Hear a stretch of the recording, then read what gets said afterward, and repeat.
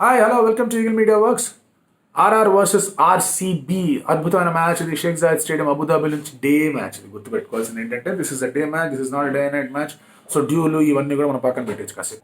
Lights full effect తీసుకునేసరికల్లా match time అయిపోతుంది. So you start at 3:30, 7:30 next match కాబట్టి you will definitely start 4 hours before, 4.5 hours before. So ఆ టైంలో అంతా set అయిపోయేసరికల్లా you don't see ఆ light effect కన్నా కూడా ఆ సన్ ఎఫెక్ట్ చాలా ఎక్కువగా కనిపిస్తుంటుంది వాళ్ళకి. 3 o'clock Indian time, Dubai time ఆలోచించుకుంటే ఎలా ఉంటుంది. దట్స్ 1:30. సో 1:30కి మిట్ట మధ్యాహ్నంలో ఎండ పీక్స్ ఉన్నప్పుడు వాళ్ళిద్దరు ఆడబోతున్నారు. That's not going to be easy. So కళ్ళు మూసుకొని టాస్ గెలిచి బ్యాటింగ్ తీసుకోవడమే. ఎందుకంటే ఫీల్డింగ్ చేసుకుంటారు, ఎగ్జాస్ట్ అయిపోతుంది అని వస్తారు, కష్టంగా ఉంటుంది, చాలా కష్టంగా ఉంటుంది. టాస్ విన్ బ్యాట్ ఫస్ట్, అంతే, అంతకన్నా వేరే ఆలోచన లేదు already. So let's look at the head to head records. 21 times ఆడితే 10 సార్లు ఆర్ఆర్ గెలిచింది, 8 సార్లు ఆర్సీబీ గెలిచింది, 3 సార్లు నో రిజల్ట్ వచ్చింది.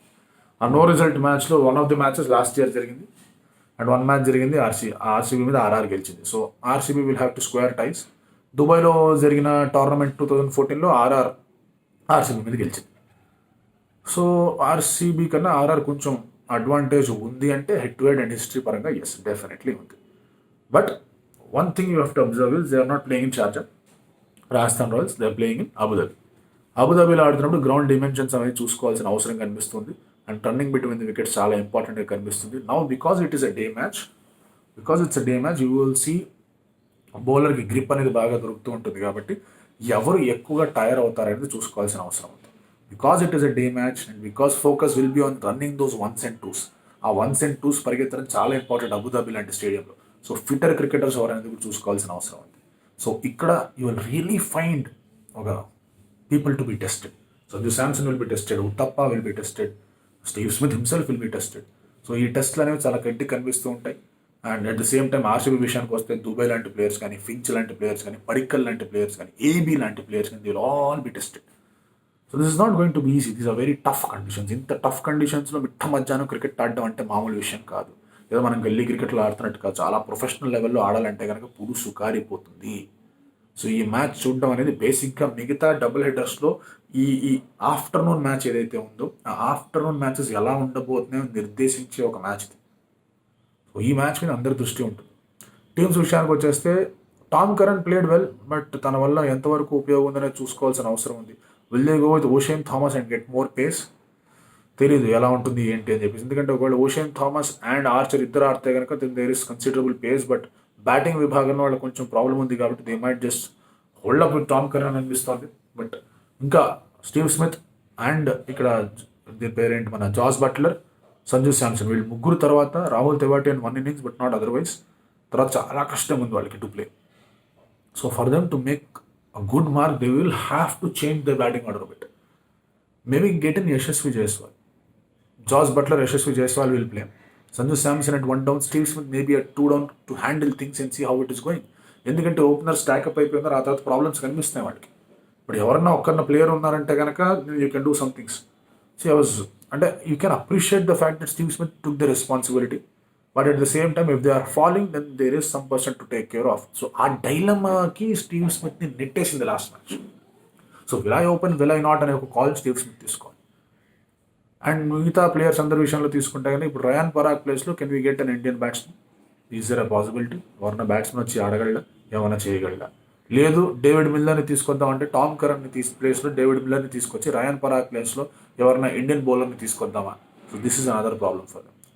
సో దే ఆర్ బ్యాటింగ్ని స్టాకప్ చేసుకోవాలంటే బౌలింగ్ ఈజ్ గెటింగ్ డిస్టర్బ్డ్. బౌలింగ్ని కొంచెం ఏమైనా మార్చాలంటే కనుక ఫారినర్స్ మీద ఎక్కువ రిలే అవుతున్నారు కాబట్టి బ్యాటింగ్లో ఎట్లా పెట్టాలో there is a problem. So RR has problems. So RR will again rely on Sanju Samson, Steve Smith and Josh Butler with little bit of help from Tewatia, Uttappa and all the other people. Steve Smith మన interesting comment ఒకటి చేశాడు. We feel that lot of us are playing in Sharjah still. So అది మార్చుకోవాల్సిన అవసరం. So singles and twos మీద చాలా చాలా focus పెట్టాలి. ఆర్సీబీ విషయానికి వచ్చేస్తే మారిస్ ఎంతవరకు ఫిట్గా ఉన్నాడో చూడాలి. Even if is fit, it's day match. So తను ఎగ్జాస్ట్ చేస్తారా లేకపోతే ఇంకొంచెం టైం ఇస్తారా వేచి చూడాల్సిన అంశం. And one change I definitely see, ఎందుకంటే ఇట్ ఇస్ ఒకవేళ టాస్ ఓడిపోయారంటే AB de Villiers will have to keep. ఆ ఎండలో, ఆ మండే ఎండలో సూర్యుడి కింద నుంచొని కీపింగ్ చేయడం, మళ్ళీ ఆ తర్వాత వెంటనే 2 down, 3 down, 1 down బ్యాటింగ్ రావడం అంటే మామూలు విషయం కాదు. So I definitely feel 36 years of age AB de Villiers. And మొన్న లాస్ట్ మ్యాచ్లోనే బ్యాటింగ్ చేశాడు, కీపింగ్ చేశాడు, సూపర్ ఓవర్. అతను డీహైడ్రేటెడ్ అయిపోయాడని చెప్పేసి ప్రజెంటేషన్ కూడా రాలేదు. సో ఇలాంటి విషయంలో డెఫినెట్గా గుర్కరెట్ ప్లేస్లో పార్థివ్ పటేల్ తెచ్చేయండి. తను బ్యాటింగ్ చేస్తారు కదా పక్కన పెట్టాడు, asked to keep wickets. Opening చేయాలి కదా పార్థివ్ పటేల్, అవసరం లేదు. దేవదత్ పడికల్, ఫించ్ ఓపెన్ చేస్తారు. 1 down Virat Kohli, 2 down AB de Villiers, 3 down మిగతా ప్లేయర్స్ ఉన్నారు, వాళ్ళు చూసుకుంటారు. అక్కడ యూ హ్యావ్ శివం దుబే లాంటి ప్లేయర్స్ ఉన్నారు. ఆ తర్వాత మిగతా ప్లేయర్లు అందరూ వచ్చేసి ఇసురు కూడా నా దాకా బ్యాటింగ్ ఉంది. So 1 player you can definitely think Parthiv Patel అక్కడ మధ్యలో ఆడిచ్చేస్తే you are giving breathing space to AB de Villiers. So ఈ చేంజ్ అనేది చూడాల్సిన అవసరం కనిపిస్తుంది. Yuzvendra Chahal is bowling well. Adam జాంపాన్ కూడా తీసుకునే అవకాశం ఉంది. Day match and Abu Dhabi stadium కాబట్టి you can put more pressure. So వాళ్ళిద్దరిని జాంపా ప్లేస్లో ఇంకో బౌలర్ తీసుకురావడం అనేది I don't see that as a possibility. వాళ్ళిద్దరు ఉంటే కనుక స్పిన్ అనేది బాగుంటుంది. డే మ్యాచ్ కాబట్టి you can always have 3 spinners in case మీకు అసలు ఎటువంటి ప్రాబ్లం కూడా ఉండదు.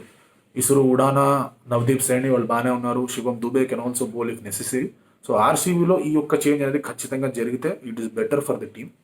అండ్ ఆర్ఆర్ విషయంలో దెర్ ఇస్ అ కన్ఫ్యూజన్, ఎవరు తీసుకురావాలి ఏంటి అని చెప్పి. సో బెస్ట్ గేమ్ అనేది ఆడాల్సిన అవసరం ఉంది. Sanju Samson has more runs against RCB, మంచి రికార్డు తనకి. ఇన్ఫాక్ట్ 2018లో 92 ఆఫ్ 45, 46 కొట్టాడు. అద్భుతమైన ఇన్నింగ్స్. అలాంటి ఇన్నింగ్స్ రిప్లికేట్ అవ్వాలి. జాస్ బట్లర్ అండ్ అలాగే స్టీవ్ స్మిత్ కూడా బాగా ఆడాల్సిన అవసరం ఉంది. And Uthappa Uthappa has to play. ఒక 2 వికెట్లు పడ్డాయంటే కనుక it has to be Uthappa. ఆ స్టియర్ చేయాలి, లేకపోతే కనుక తనకి తన ప్లేస్కున్న వాల్యూ తను కోల్పోతాడు. సో అలా చేయకుండా you should have 1 person who can handle things properly. So ఇలాంటివి చూడాల్సిన అవసరం కనిపిస్తుంది. సో ఎటువంటి అప్స్ అండ్ డౌన్స్ చేస్తారు ఆర్ఆర్ అనేది తెలియదు. ఆర్సీబీ 1 చేంజ్ అయితే ఐమ్ డెఫినెట్లీ సీయింగ్. మారిస్ వస్తే కనుక he might come in, but heat కాబట్టి కొంచెం టైం ఇస్తే బెటర్ ఏమో అని చెప్పేసి కూడా ఆర్సీబీ ఆలోచించుకోవచ్చు. ఓవరాల్గా చూసుకుంటే హెడ్ టు హెడ్ ఆర్ఆర్ కొంచెం ఎక్కువ ఉన్నా కూడా RCB will slightly start as favourites. So let's see what's going to happen. Thank you so much. Like and subscribe Eagle Media Works.